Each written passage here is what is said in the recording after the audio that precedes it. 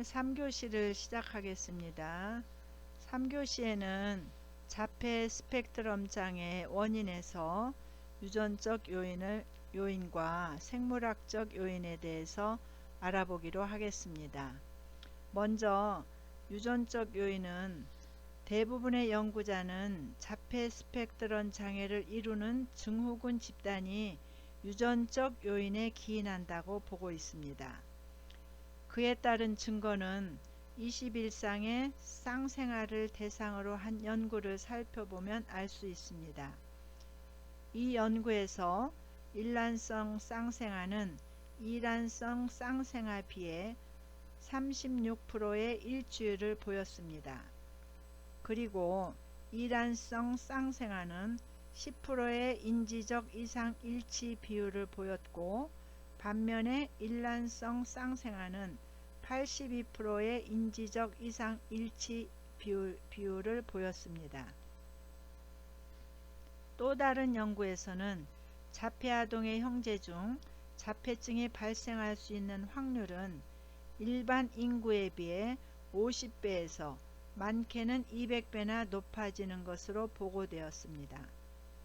그리고 자폐 아동 중 약 25%가 언어 지체의 가족력이 있었고, 자폐 아동의 형제 중 약 15%는 언어 이상이나 학습장애 혹은 정신지체를 보이고 있었습니다. 그러나 다운 증후군 아동의 형제들은 약 3%만이 이러한 인지적 이상을 보이는 것으로 나타났습니다. 이러한 결과는 유전적인 인지 이상이 질병의 발생에 상당히 기여함을 시사하고 있는 것입니다. 다른 연구에서는 흥미로운 결과들도 발견되었습니다. 자폐증인 사람들의 가족들에게서 자폐증이 아닌 다른 전반적 발달장애 발생률이 일반적인 발생률보다 더 높게 나타났습니다.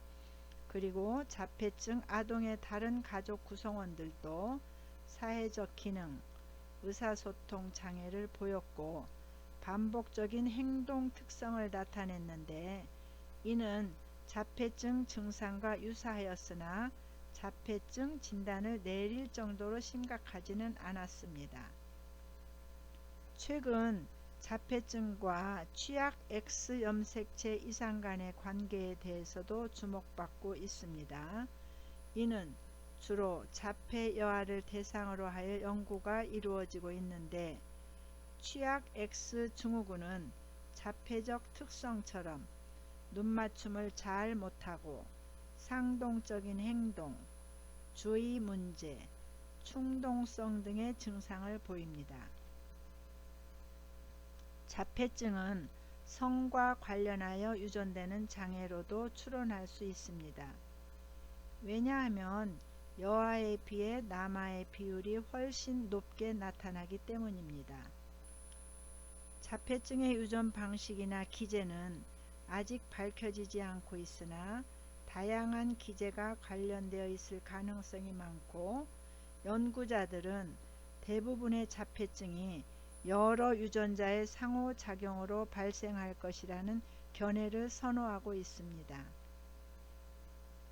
그 가능성은 자폐 증상이 연속선상에서 나타난다거나 다양한 임상적 특징을 보인다는 점에서 발견할 수 있습니다. 두 번째로 생물학적 요인의 원인에 대해서 살펴보겠습니다.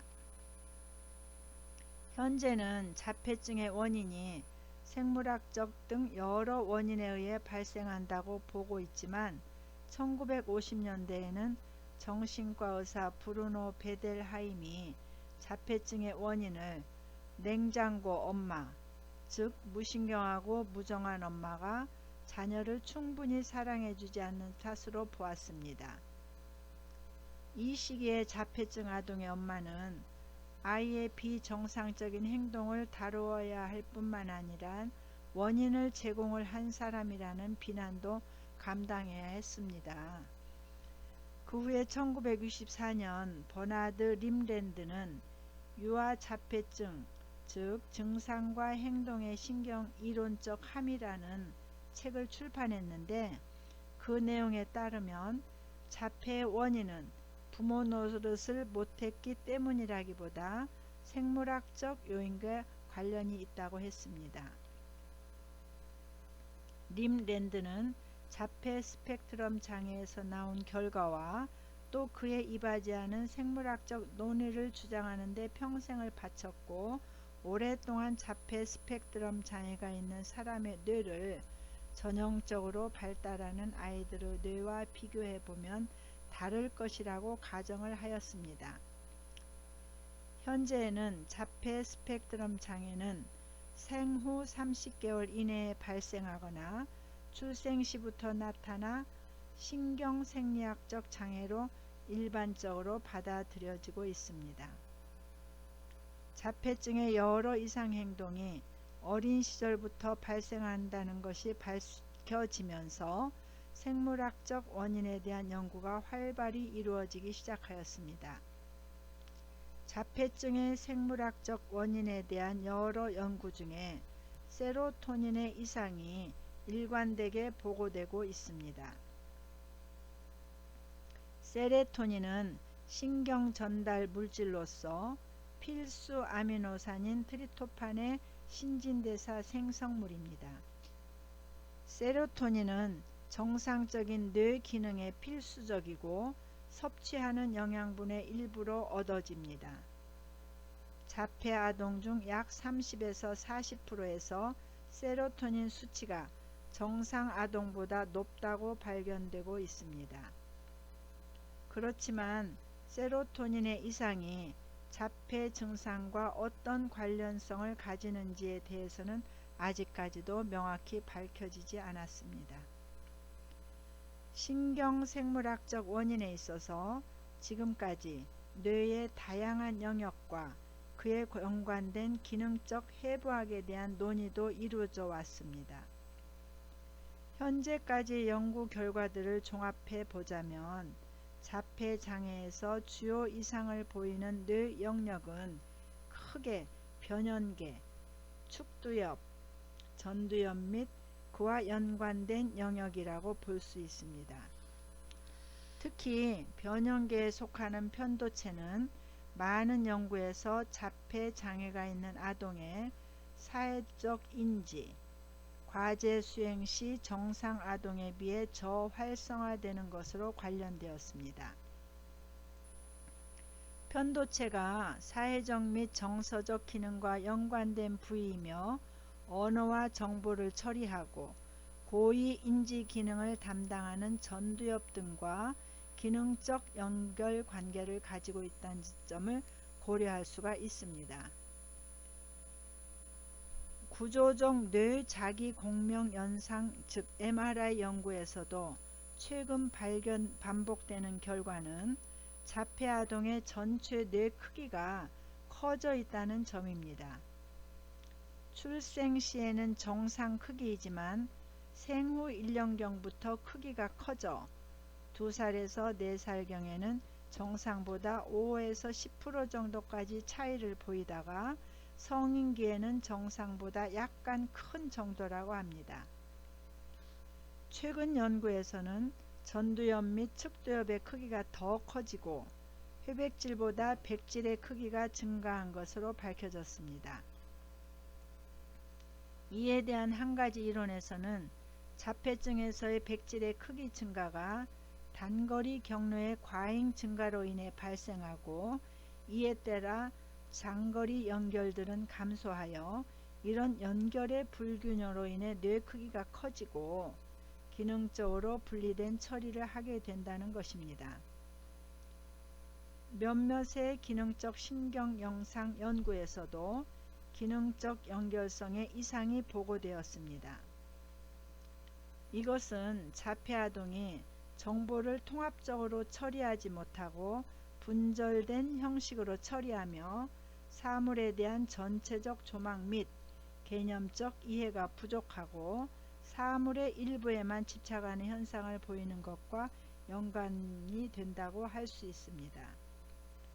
최근의 기능적 뇌영상 연구들에서는 자폐장애 얼굴 표정인지, 공감 능력 등에도 관심을 두고 있습니다.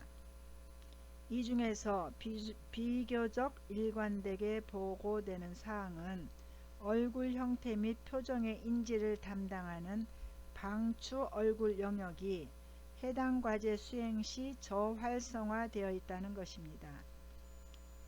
이는 자폐장애 환자가 얼굴 및 얼굴 표정의 인식 능력이 떨어진다는 연구 결과와 일치하며 자폐증의 핵심 증상인 사회적 결핍을 이해하는 데도 중요한 단서를 제공한다고 볼 수 있습니다.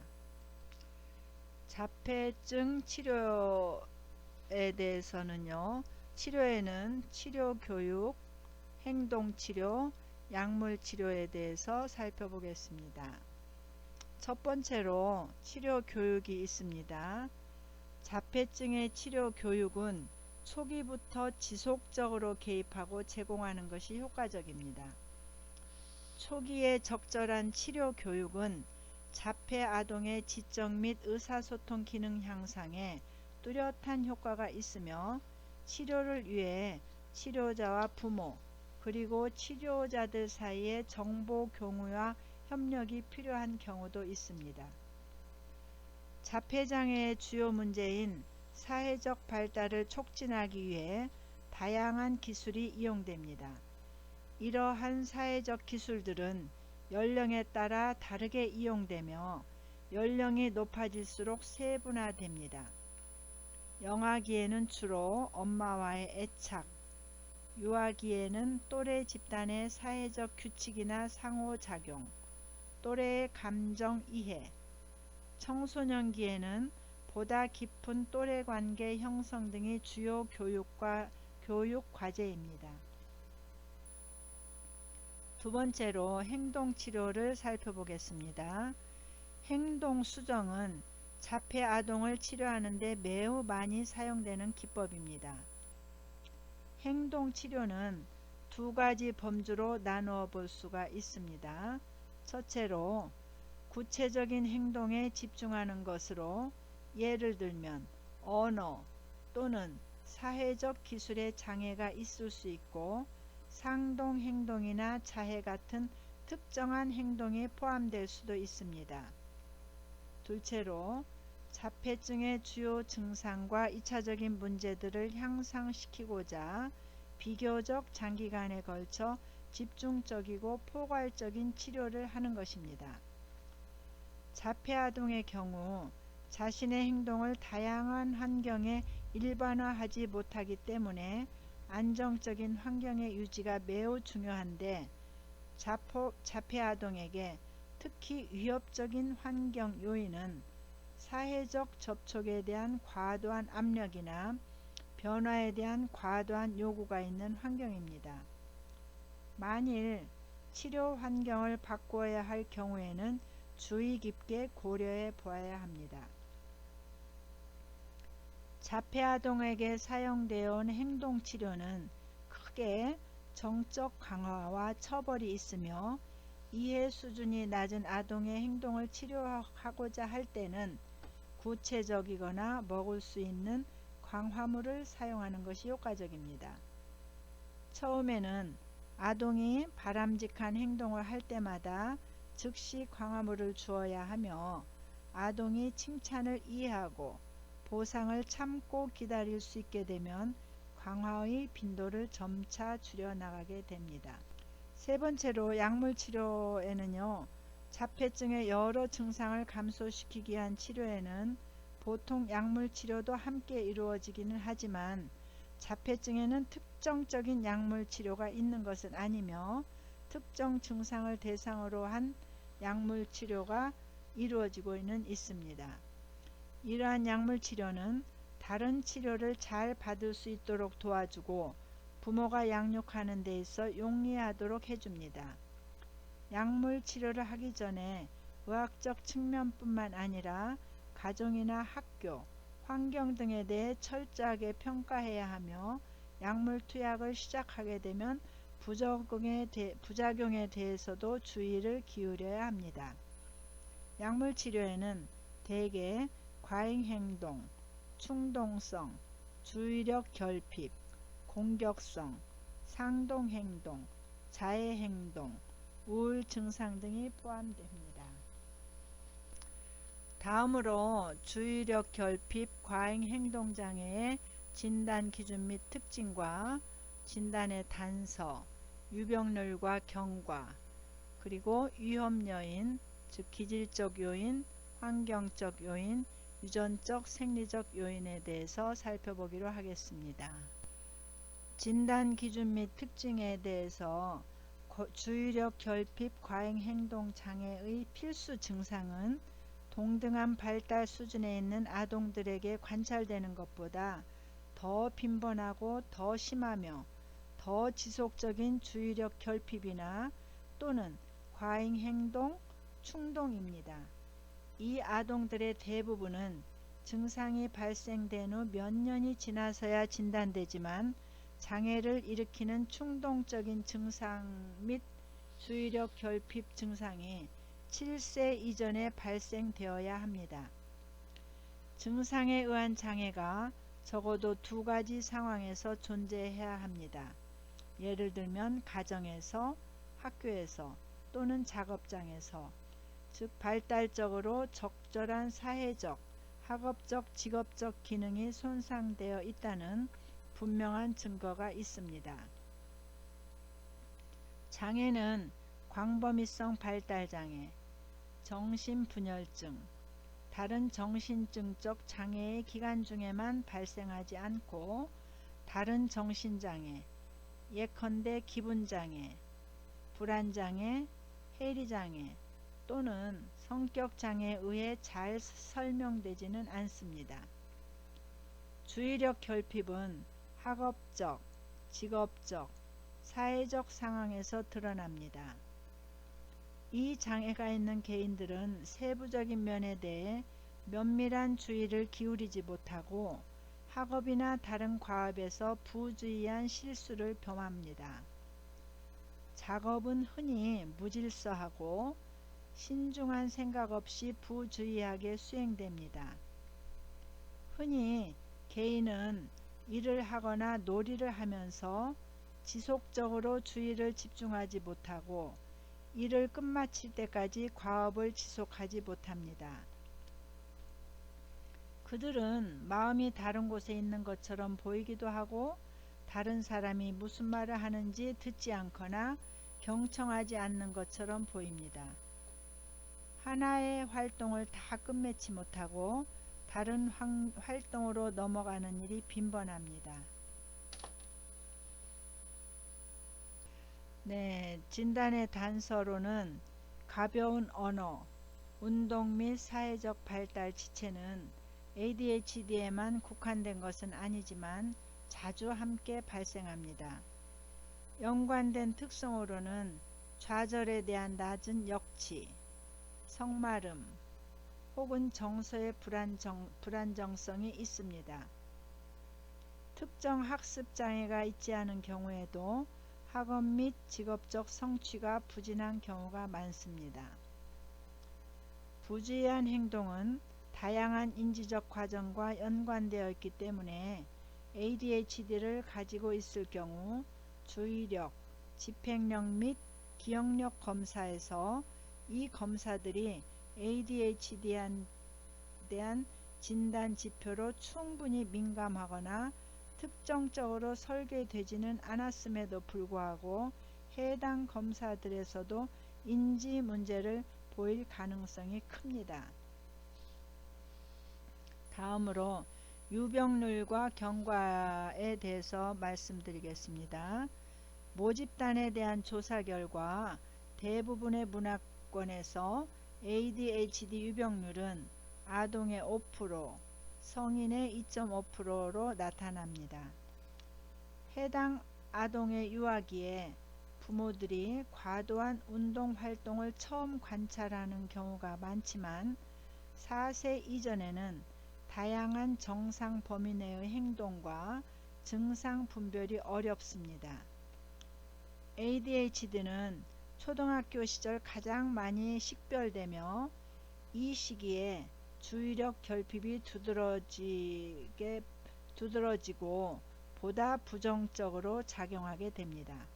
초기 청소년기에는 장애가 비교적 안정된 양상을 보이나 일부에게서는 반사회적 행동이 나타나며 악화 양상을 띱니다. ADHD에서 대부분의 경우 운동적 과잉 행동 증상은 청소년기와 성인기에 도달하며 잘 드러나지 않게 되지만 가만히 있지 못함, 주의력 결핍, 계획성 결여 및 충동성은 지속됩니다. ADHD 아동의 다수는 성인기까지도 상대적으로 해당 영역의 어려움을 지속적으로 가지고 있는 경우가 많습니다. 위험 요인에는 기질적 요인, 환경적 요인, 유전적 및 생리적 요인이 있습니다.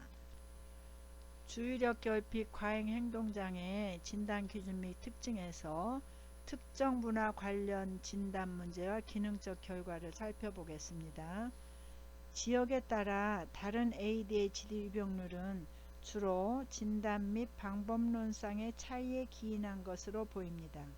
하지만 아동의 행동에 대한 태도 및 해석에 있어 문화적 다양성 역시 존재합니다. 미국에서 의료진의 흑인 및 라틴계 비율은 백인 대비 낮습니다. 정보원의 증상평가 역시 대상 아동과 정보원이 속한 문화적 집단의 영향을 받게 되므로 ADHD 평가에 대해서 문화적으로 적절한 실천이 이루어져야 함을 시사합니다. 감별 진단을 살펴보면요. 적대적 반항 장애가 있습니다. 간헐적 폭발 장애, 기타 신경발달 장애, 특정 합습 장애로 간별 진단을 할 수 있고요. 그 다음으로 지적 장애, 지적 발달 장애, 그 다음에 자폐 스펙트럼 장애, 반응성 애착 장애, 불안 장애, 양극성 장애로 간별 진단을 내릴 수가 있습니다. 또 간별 진단을 내릴 수 있는 것은 파괴적 기분 조절 부전 장애, 물질 사용 장애, 성격 장애, 정신병적 장애, 신경인식 장애로 간별 진단을 내릴 수가 있습니다. 간별 진단으로 적대적 반항 장애, 간헐적 폭발 장애, 기타 신경발달 장애의 12가지를 지금 말씀드렸습니다. 주의력 결핍 과잉 행동장애에서의 동반 이완율은 임상 환경에서 ADHD 진단 기준을 충족하는 집단의 동반 이완율은 높은 편입니다. 일반 모집단에서 적대적 반항장애는 ADHD 복합형의 약 절반에서 주의력 결핍 우세형의 약 4분의 1에서 동반되고 있습니다. ADHD의 원인으로는 ADHD는 DSM-5에서 신경발달 장애로 분류되어 있으며 주로 초기 아동기에 발생하는 신경의학적 장애입니다. ADHD의 원인에 대해서는 생물학적 요인과 심리사회적 요인이 복합적으로 작용하여 유발되는 것으로 보고 있습니다. ADHD가 지닌 핵심 요소인 주의적 통제 문제의 근원은 아직 명확하지가 않습니다. 이에 대해 집행적 통제의 문제로 보는 연구가 있으며 각성과 정양 기능 또한 문제가 있는 것으로 제안한 연구도 있습니다. 한편 집행 기능에 있어서 또 다른 주요 측면인 처리 과정의 억제 손상에 무게를 두기도 합니다. 어찌됐든 이 모든 것은 주의 집중 능력의 측면을 망라하는 다양한 영역으로 설명될 수 있습니다. 환경적 위험 요인으로는 두뇌 발달과 기능에 영향을 미치는 환경 유해 물질을 고려합니다. 신경계 독성 물질의 노출 관련 위험 요소로 임신 중에 산모의 흡연과 음주, 납성분해의 노출을 들 수가 있습니다. ADHD의 치료로는 약물 치료가 있습니다. ADHD의 치료로서 약물 치료가 가장 널리 받아들여지고 있습니다.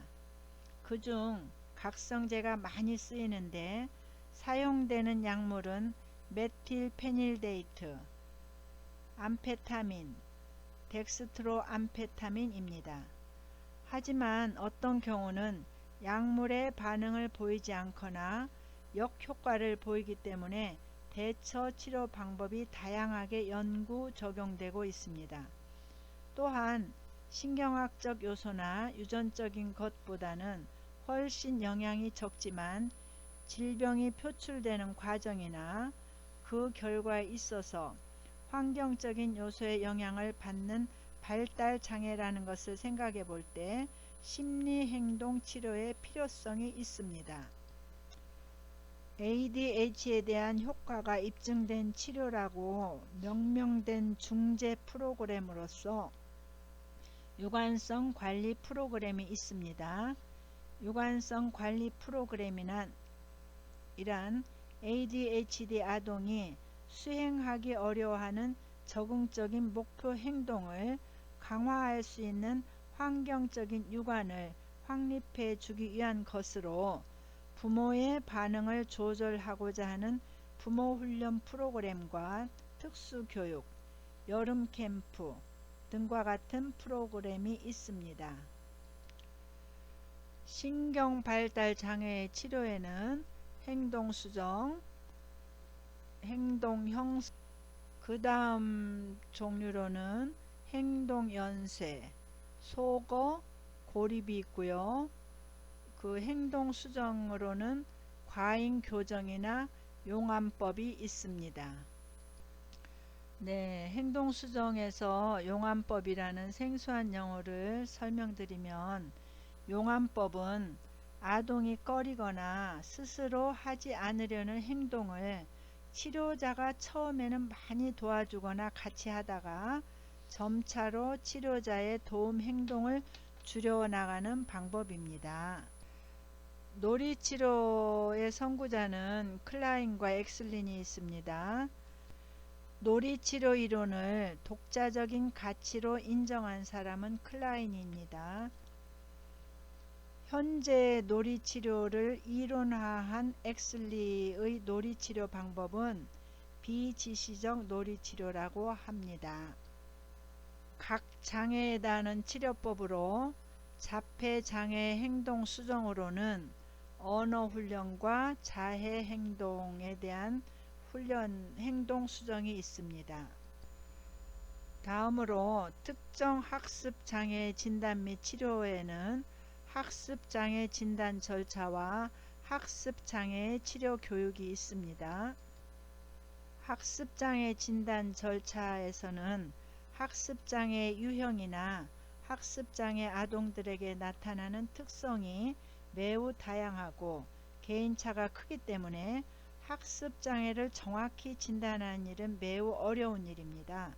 학습장애의 판별을 위해 표준화된 심리검사와 학업 성취도 검사, 행동 관찰 및 비표준화 검사와 같은 질적 분석 등이 사용되고 있습니다. 이어서 학습장애 치료 교육에는 학습장애로 진단받은 아동을 위한 치료 교육은 평가를 통해 파악한 아동의 현재 수준, 인지적, 정서적, 행동적 특성, 그리고 정보 처리 과정상의 장단점과 학습 유형 등을 고려하여 계획해야 합니다. 이번 주도 수고 많으셨습니다. 다음 시간에는 제15장 파괴적 충동 조절 및 품행 장애에 대해 살펴보겠습니다. 감사합니다.